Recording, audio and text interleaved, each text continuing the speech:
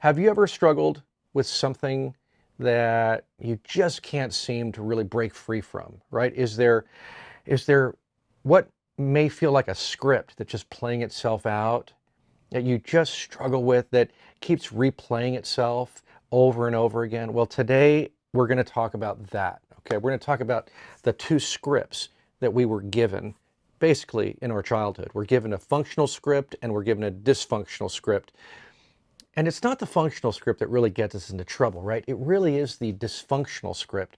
And so hang on, because we're going to talk about what those scripts may look like and a few different ways that we can actually break out of those and write new scripts. Okay, so here is an example of a dysfunctional script, okay?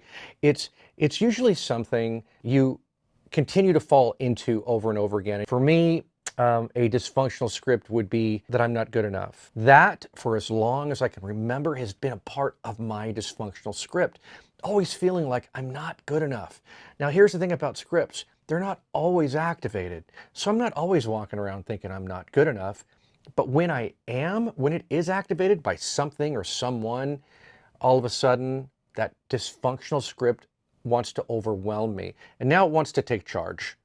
And along with that dysfunctional script comes its little helpers, what I call backseat drivers. And they just want to take me down the rabbit hole, all the way down the rabbit hole, tumbling down the rabbit hole. Now listen, this isn't meant to vilify my parents, but they weren't perfect. Just like all of us as parents aren't perfect, right? We make mistakes. The ways that they fell short is what really was the dysfunctional script that was handed to me. For instance, my dad didn't have the greatest self-worth. He didn't have the greatest confidence in who he was. He wasn't really confident in his own skin. And that was something that he passed down to me. Okay? I didn't observe a really confident dad. And because he didn't have that self-worth, he wasn't able to make those deposits into me.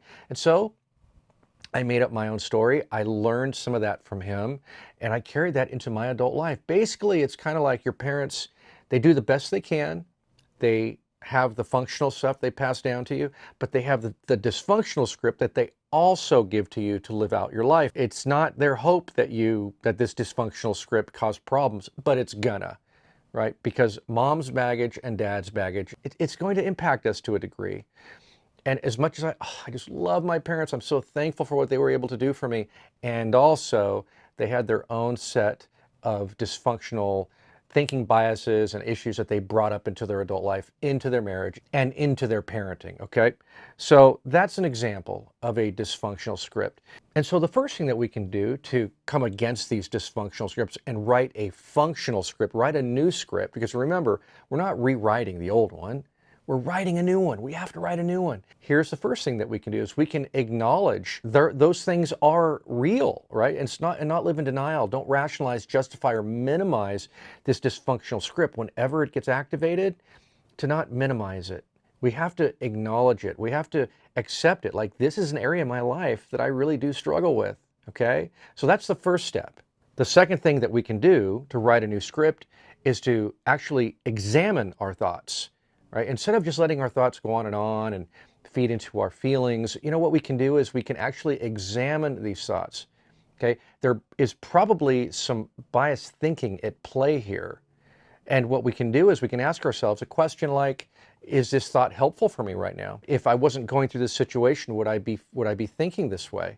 You can reach out to somebody and check maybe some of that faulty thinking. Okay? So that's the second way we can do it, is challenge our biased thinking. The third thing that we can do to write a new script is to accept your real self, is to accept that you are going to fail sometimes, to accept that you are going to fall short sometimes. Accept yourself, all of yourself, not only the good part, but accept also the part of you that isn't able to suit up and show up sometimes in the way you would like. Have compassion for yourself, especially when you do fail.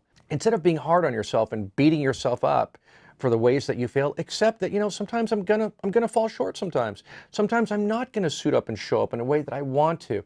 Sometimes I'm gonna fail to be my ideal self. Those three things can be really helpful for us as we write a new script. Well, fellas, did you get something out of this? Were you able to connect with something in here? Can you relate to any of it? Or do you know somebody who can relate to any of it?